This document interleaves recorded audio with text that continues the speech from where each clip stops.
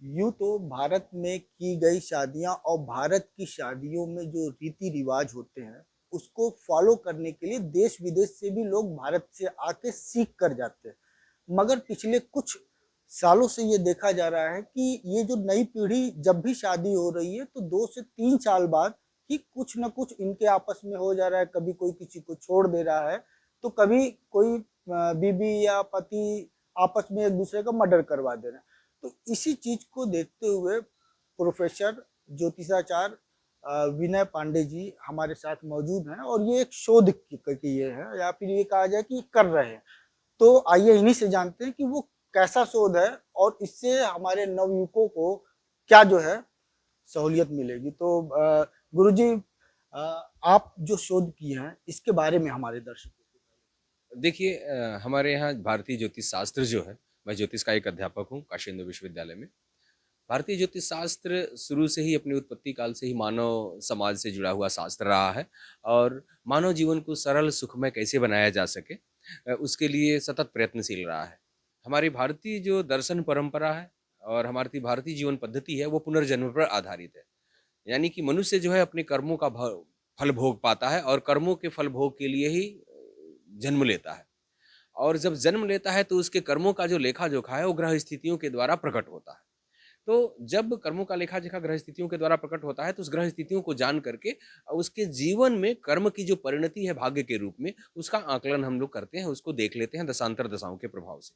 तो उसमें एक विधा यह भी होती है जिसमें हम लोग दो जो विवाह होने योग्य जो नौ दंपति हैं जिनका आपस में विवाह किया जाता है, वैसे लड़का और लड़कियों की कुंडली का मिलापक किया जाए जिससे कि एक दूसरे की प्रकृति और प्रवृत्ति एक दूसरे से मिले और जीवन में उनके सौहार्द, सुख, शारीरिक सुख, मानसिक सुख, बौद्धिक सुख और ये जो सांसारिक सुख है, सब कुछ प्राप्त होता रहे और जो अपने यहाँ 7 जन्मों तक जन्म-जन्मांतर तक संबंधों की जो संकल्पना है, वो आगे बढ़ती रहे।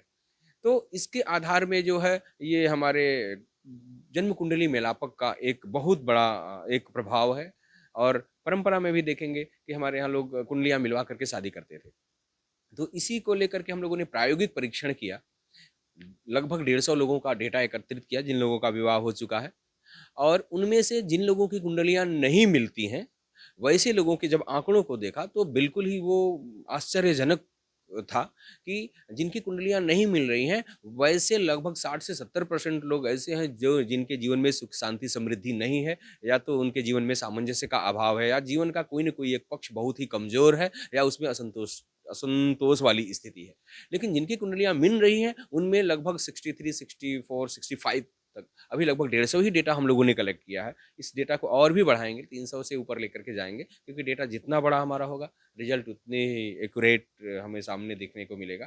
तो ये जो कुंडली मेलापक और ग्रहों का जो प्रभाव है एक-दूसरे पे, ये बिल्कुल ही चमत्कारिक रूप में हमारे सामने प्रायोगिक रूप में भी देखने को मिलता है। वैसे तो हमारे यहाँ परंपरा में ये चीज़ें रही ही हैं, लेकिन प्रायोगिक दृष्टिकोण से या जिन लोगों की कुंडलियाँ मिल रही हैं, उनका जीवन बहुत ही शांति और समृद्धिदायक है। लेकिन जिनकी कुंडलियाँ मिल नहीं रही हैं, उनमें से 70% के आस-पास ऐसे लोग हैं, जो जिनके जीवन में सुख शांति समृद्धि नहीं है।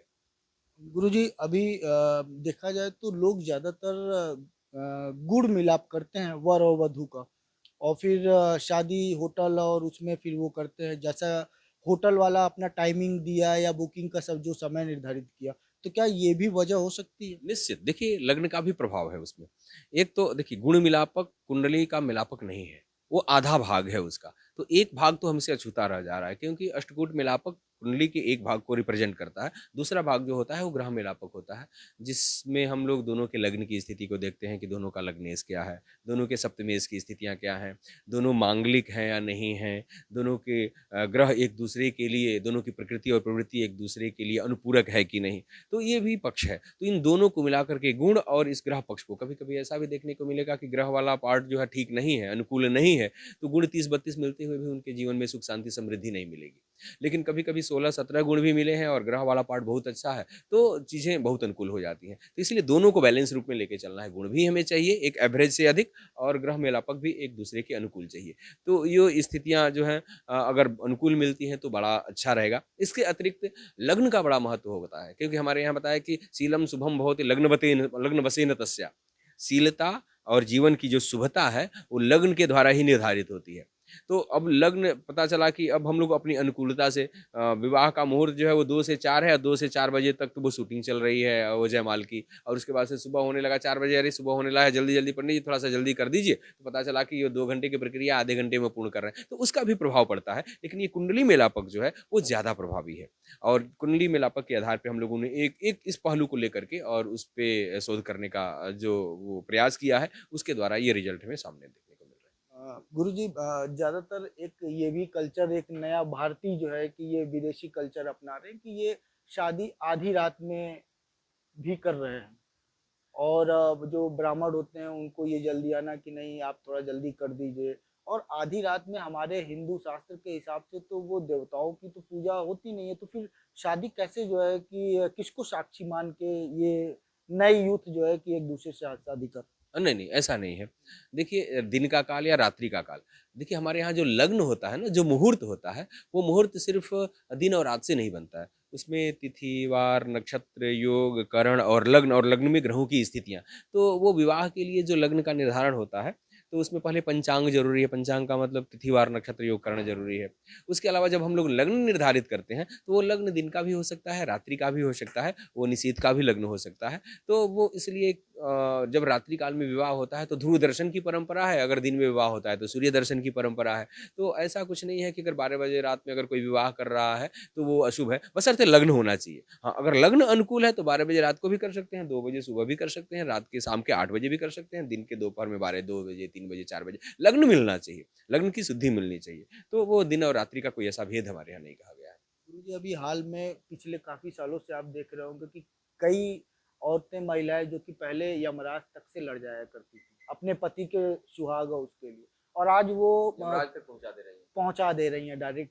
तो ऐसे कितने केसेस आप लोगों ने स्टडी किया, या आपके साथ और कितने लोग हैं? देखिए, एक बड़ा अच्छा रोचक तथ्य है। हम लोगों के पास अभी इस तरह का कोई बहुत डेटा नहीं मिल पाया, क्योंकि देखिए 1-2 केस लेकर के और उसकी स्टडी करके किसी को बता देना ये बेईमानी होगी, क्योंकि रिसर्च ऐसे नहीं होता है कि 5 तो कुंडली लिया, 5 में 4 ने अपने पत्नियों की या पतियों की हत्या कर दी, तो मान लिया कि इस तरह के ग्रह योग होंगे। तो लगभग 100-200 केस मिलेंगे, तो इस तरह का डेटा हम लोगों को अभी मिल नहीं पाया है। लेकिन अगर 100-200 कुंडलियों का डेटा मिल जाए, तो भविष्य में इस पर भी कार्य करेंगे कि कौन-सा ऐसा ग्रह है जो पति और पत्नी का जो रिश्ता जो है, कहाँ जो सत्यवती वो सावित्री जो है वो सत्यवान को यमराज से छीन के लेके आती है, और कहाँ कोई जो अभी नाम आया था वो ज़बरदस्ती यमराज के यहाँ ढकेल करके आती है। तो वो ग्रह कौन-सी ग्रह स्थितियाँ हैं जो इस तरह की स्थिति पैदा कर रही हैं, तो वो अभी डेटा हम लोगों को वैसा नहीं प्राप्त हुआ है।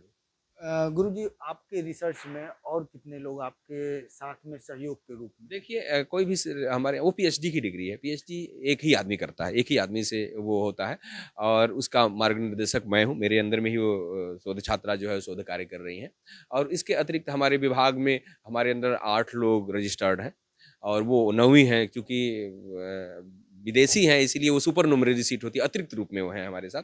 तो वो कुल हमारे विभाग के इसके अतिरिक्त हमारे विभाग के और भी जो छात्र हैं, वो भी जैसे डेटा लेना है, थोड़ा-सा कुछ हेल्प करना है, तो वो कर रहे हैं। तो पूरी तरह से मेरे निर्देशन में वो काम करने वाली वही छात्रा हैं, और उसके अतिरिक्त हमारे अंदर शोध करने वाले जो छात्र हैं, वो सब उसमें सहयोगी हैं।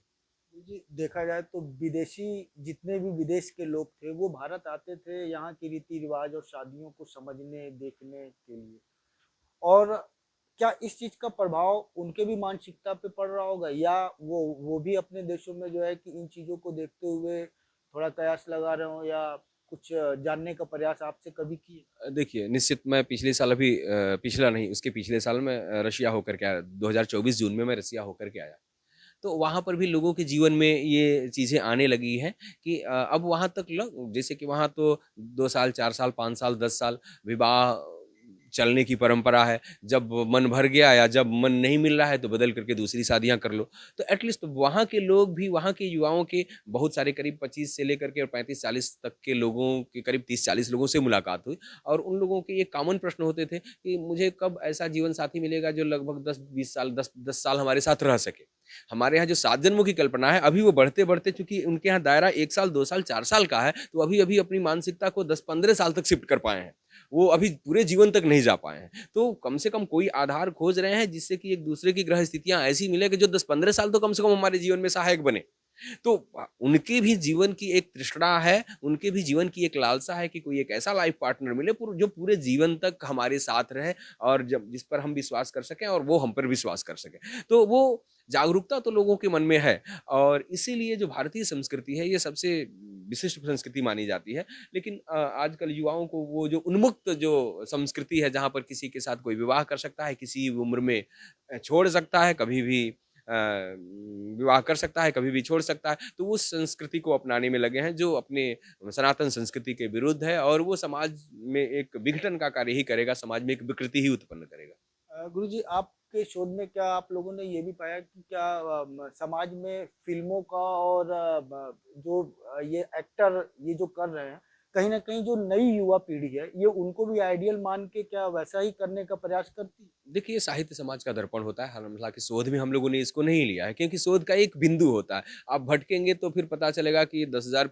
पेज की थीसिस हो जाएगी और आपका जो मुख्य टारगेटेड जो पॉइंटेड वो रिसर्च है, वो भटक जाएगा। तो इसलिए हम लोगों ने इसको आधार नहीं बनाया है, लेकिन साहित्य समाज का दर्पण होता है, निश्चित ही। वो साहित्य में कभी-कभी वही दिखाया जाता है जो समाज में चल रहा होता है और कभी-कभी समाज वही करता है जो हम कल्पना करके लिख दिए होते हैं। तो कभी जो ये आप चलचित्रों की बात कर रहे हैं, उनमें समाज को इतना विकृत रूप में दिखाया जा रहा है, जबकि समाज वैसा है नहीं। आप बहुत सारे ऐसे सीरियल देख लीजिए, पता कभी भी नहीं ऐसा लगता कि लगभग हमको लगता है कि 2-4% ऐसा होगा कि एक पत्नी अपने पति के प्रति या एक पति जो है अपने पति के प्रति बहुत रिलायबल है, बहुत ज़िम्मेदार है। सबका दिखाता है कि उसका उसके साथ अफ़ेयर दिखाता है, दूसरे का तीसरे के साथ दिखाता है, तीसरे का चौथे के साथ दिखाता है, सबका कुछ न कुछ। तो यहाँ पर हमारे समाज के कुछ तथाकथित लोग हैं ना, बुद्धिजीवी हैं, उनको लगता है ये तो बड़ा अच्छा लग रहा है, ये तो बड़ी अच्छी बातें हैं, वो ऐसा होता है, वो बड़े लोग कर रहे हैं तो हमको भी करना चाहिए। ये नहीं समझ में आ रहा है कि वो कल्पना जो है वो चित्रों आपको दिखाने के लिए, अट्रैक्ट करने के लिए की जा रही है, तो उसको वास्तविकता मान करके और अपने जीवन में उतारने का जो अनुकरण कर रहे हैं और जो उन्मुक्तता या स्वच्छंदता आ रही है, वो हमको लगता है एक समाज के लिए अच्छा नहीं है, अच्छा उदाहरण नहीं है और हमारे संस्कृति के भी विरुद्ध है। तो इसलिए हमें अपनी भारतीय संस्कृति को समझना चाहिए और उसी को आत्मसात करते हुए एक पत्ती या एक पत्नी व्रता जो धर्म है, उसका अनुपालन करना चाहिए। और युवाओं के जो गार्जियन हैं, चाहे माँ हो या बाप हो, उनको आप क्या संदेश देना चाहते हैं कि अपने बच्चों की शादी आप कैसे करें? आप उसका एक संदेश। देखिए हम तो जो भी अभिभावक हैं या जो भी बच्चे हैं, सबसे यही आह्वान करना चाहते हैं कि भारतीय ज्योतिष शास्त्र जो है, वो आज का शास्त्र नहीं है, कोई ज्योतिषी गलत हो सकता है, भारतीय ज्योतिष शास्त्र गलत नहीं है। इसीलिए किसी अच्छे ज्योतिषी के पास जाकर के और जो आपकी प्रकृति और प्रवृत्ति है, उसके अनुरूप वर-वधू का चयन करें। बहुत सारे ऐसे केसेज़ होते हैं कि जिसको हम पसंद कर रहे हैं, उसकी कुंडली भी हमसे मिलती हो। ठीक है? तो वो उन विकल्पों को देखें और दूसरा अगर माता-पिता अच्छे संस्कार देंगे, तो हमें लगता है कि बच्चे उतना उन्मुक्त नहीं होंगे और उससे विरुद्ध जाने का प्रयास नहीं करेंगे। क्योंकि हमारा संस्कार ही उनके मन मस्तिष्क में एक आधारभूत सिद्धांत तैयार करता है, जिससे वो आगे की सोच और आगे की अपनी संभावनाओं को ढूँढते हैं। तो निश्चित ही हमें अच्छा संस्कार देना चाहिए, भारतीय संस्कृति के बारे में बताना चाहिए, भारतीय परंपराओं के बारे में बताना चाहिए और जो पति-पत्नी का एक-दूसरे के प्रति समर्पण है, तो वो उन्हें समझना चाहिए, उन्हें समझाना चाहिए। नहीं तो बहुत सारे ऐसे अभिभावक मिल रहे हैं, जो कहते हैं कि अब क्या अभी के लड़के मानते थोड़ी है ना, वो बच्चा के जन्म लेते ही ये मान बैठ रहे हैं कि मेरा बच्चा वैसा ही करेगा और वैसी ही बात अब क्या करें हम, तो ये तो अब करेगा ही अपने मन से। हम प्रयास नहीं कर रहे हैं, उसको संस्कार देने की बात नहीं कर रहे हैं, उसको इस तरह की चीज़ें नहीं सिखा रहे हैं। तो उनको अपनी भारतीय संस्कृति के बारे में बताना चाहिए, न कि हताश होकर के शुरू से ही उनको अपसंस्कृति के हाथ में छोड़ देना चाहिए। तो ये हैं हमारे साथ बीएचयू के ज्योतिषाचार्य प्रोफेसर विनय पांडे जी, जिन्होंने साफ तौर पे समाज में ये संदेश दिया है कि माँ बाप को भी अपने बच्चों को अपने देश की संस्कृति और रीति रिवाजों के बारे में अच्छे से बताना चाहिए। वाराणसी से न्यूज़ 24 के लिए अतिकेश श्रीवास्तव की रिपोर्ट।